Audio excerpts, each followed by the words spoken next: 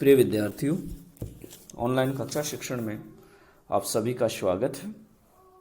मैं अर्जुन लाल जाट, सहायक आचार्य समाजशास्त्र, SBP राजकीय महाविद्यालय डूंगरपुर, स्नातक द्वितीय वर्ष, विषय समाजशास्त्र से आज का हमारा शिक्षण बिंदु है उपकल्पना के प्रकार, टाइप ऑफ हाइपोथेसिस। प्रिय विद्यार्थियों, जैसा कि पिछली कक्षा में हमने उपकल्पना के स्रोतों के बारे में जाना था, आज हम जानेंगे उपकल्पना के प्रकार क्या क्या हैं, उपकल्पना के वर्गीकरण क्या है, किस किस प्रकार से हम उपकल्पना को बांटते हैं। जब भी कोई अनुसंधान कार्य करता है तो उसके लिए ये जानना बहुत आवश्यक हो जाता है कि सामाजिक विज्ञानों में किन किन प्रकार की उपकल्पनाओं का प्रयोग किया जाता है। सामाजिक यथार्थ की जटिल और अमूर्त प्रकृति होने के कारण उपकल्पनाओं का कोई एक सर्वमान्य प्रकार या वर्गीकरण नहीं होता और ना ही किया जा सकता।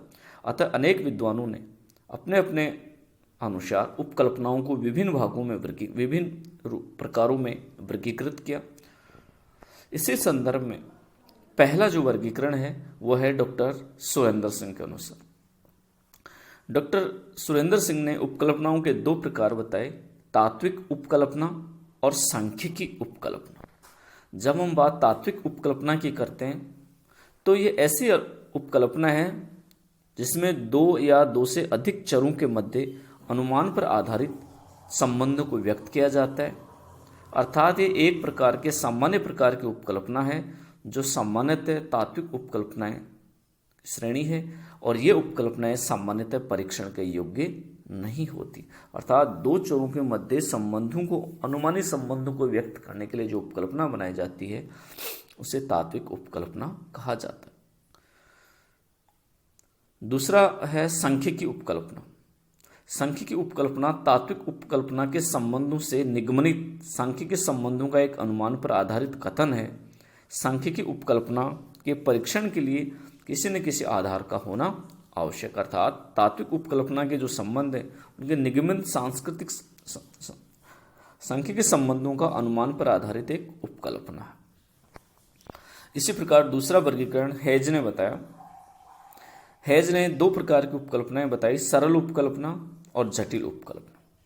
सरल उपकल्पना, इसमें सामान्य उपकल्पनाओं को शामिल करते हैं जो किन्हीं चरों के सह संबंध को ज्ञात करती हैं। अर्थात हेज कहते हैं कि सामान्य उपकल्पनाएं वे उपकल्पनाएं हैं जो किन्हीं चरों के मध्य संबंधों को व्यक्त करती हैं। दूसरी उपकल्पना का प्रकार बताया जटिल उपकल्पना।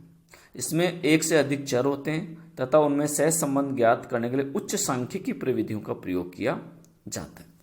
हेज कहते हैं कि जटिल उपकल्पना वह उपकल्पना है जिसमें एक से अधिक चर होते हैं और उन चरों के जटिल संबंधों को ज्ञात करने के लिए किसी न किसी सांख्यिकी प्रविधि का प्रयोग किया जाता है। अगला वर्गीकरण बताया गुड्डे और हार्ट। गुड्डे और हार्ट ने अपनी पुस्तक मेथड्स इन सोशल रिसर्च में तीन प्रकार की उपकल्पनाएं बताई। अनुभविक एकरूपता से संबंधित उपकल्पना, जटिल आदर्श प्रारूप से संबंधित उपकल्पना और विश्लेषणात्मक चरों से संबंधित उपकल्पना। आइए हम एक एक के बारे में विचार करते हैं, बात करते हैं।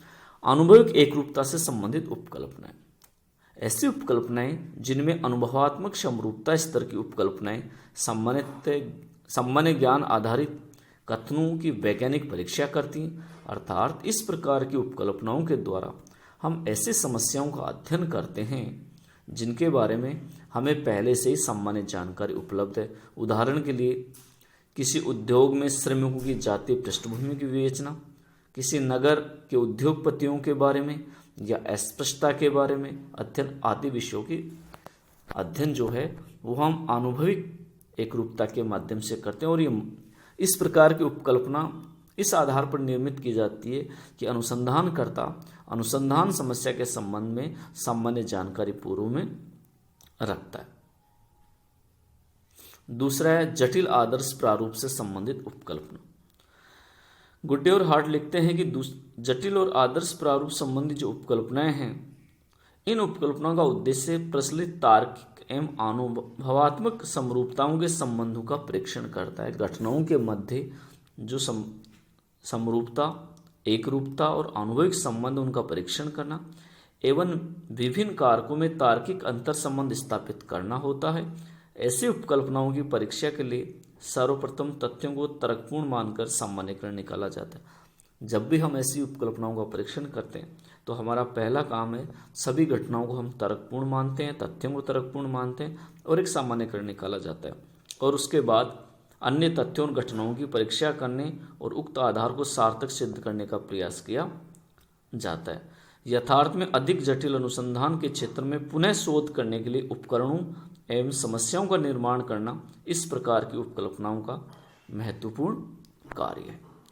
तीसरा प्रकार विश्लेषणात्मक चरों से संबंधित उपकल्पनाएं।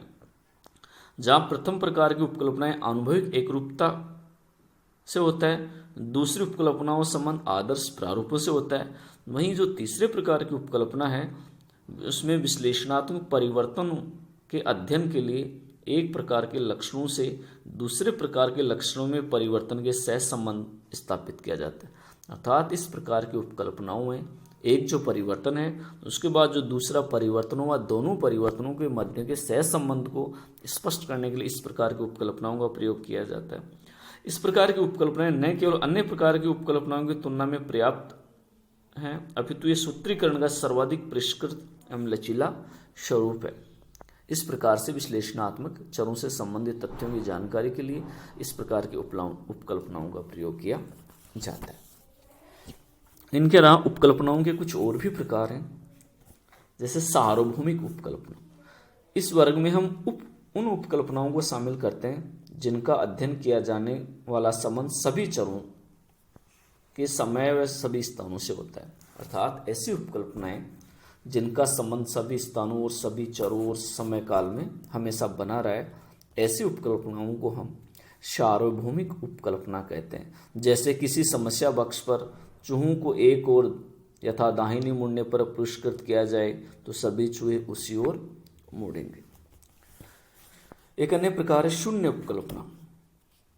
शून्य उपकल्पनाएं ऐसी उपकल्पनाएं होती हैं जिनमें ये मानकर चलते हैं कि दो चर जिनमें संबंध हम ज्ञात करने का प्रयास करेंगे, या जिनमें हम ऐसे दो चर जिनमें हम संबंध ज्ञात करने जा रहे हैं, उनमें कोई बड़ा अंतर नहीं है, वो शून्य उपकल्पना होती है। नल हाइपोथेसिस कहते हैं। नल शब्द जर्मन भाषा का शब्द है जिसका अर्थ होता है शून्य।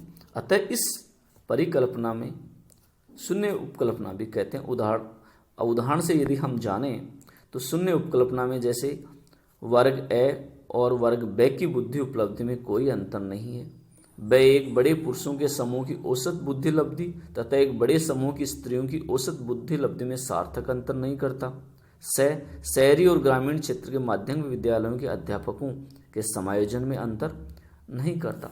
तो इस प्रकार से ए, ब और से में औसत बुद्धि लब्धि का जो हम निष्कर्ष निकालें और उसे हम शून्य उपकल्पना कहते हैं। इस प्रकार से शून्य उपकल्पना में ये दो चरों के संबंध को ये मानकर चलता है कि इनमें कोई बहुत बड़ा अंतर नहीं है। इस प्रकार से उपकल्पनाओं के विभिन्न प्रकार हैं और इन विभिन्न प्रकारों का वर्गीकरण भिन्न भिन्न विद्वानों ने अपने अपने अनुसार किया। प्रिय विद्यार्थियों, आज हमने जाना कि उपकल्पना के प्रकार क्या क्या हैं। विभिन्न विद्वानों ने अपने अपने अनुसार उपकल्पनाओं के कौन कौन से प्रकार बताए, इन सबको आज हमने जाना। निश्चित रूप से ये आपके लिए लाभदायक होंगे। धन्यवाद।